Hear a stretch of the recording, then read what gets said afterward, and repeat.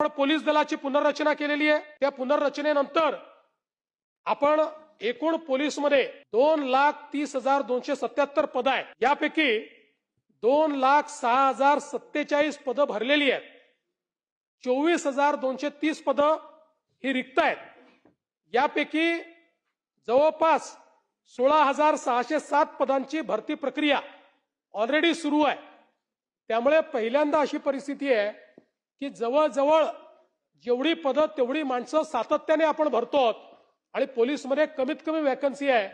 मला असं वाटतं की कदाचित गृहमंत्री म्हणून जो माझ्या कार्यकाळात जर आपण बघितलं 50,000 पेक्षा जास्त पोलिसांची भरती ही आपण या ठिकाणी केलेली आहे आणि एमपीएससीच्या माध्यमातूनही पीएसआयची सर्वात मोठी संख्या ही भरण्याचं काम आपण या ठिकाणी केलंय।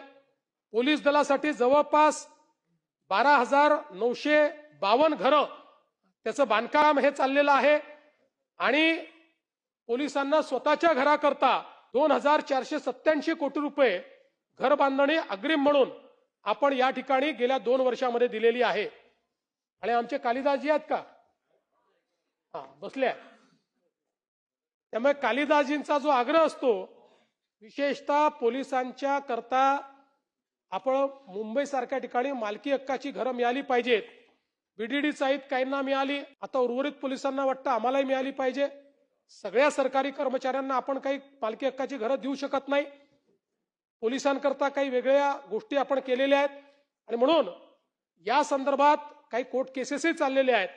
पण आपल्याला पोलिसांना मालकी हक्काची घरं कशी देता येतील, टप्प्याटप्प्याने देऊ, काही प्रमाणात देऊ, पण ते कशी देता येतील या संदर्भात एक उच्चस्तरीय समिती आम्ही तयार करतो आहोत आणि पुढच्या 3 महिन्यामध्ये या समितीचा अहवाल आम्हाला प्राप्त होईल आणि त्यानंतर त्याही संदर्भात जी कारवाई आहे ती कारवाई आपण निश्चितपणे या ठिकाणी करू। आपण जर बघितलं तर 2025 साली जवळपास 24 नवीन पोलीस स्टेशनची आपण निर्मिती केली। हे याकरता महत्वाचं आहे की जवळजवळ 15-20 वर्ष आपण पोलीस स्टेशन तयार करत नव्हतो, पण आता मोठ्या प्रमाणात आपण पोलीस स्टेशन तयार करणं सुरू केलेलं आहे आणि डायल 112 ही जी आपली सेवा आहे या सेवेच्या अंतर्गत आपला आता रिस्पॉन्स टाइम हा दरवर्षी चांगला होतोय।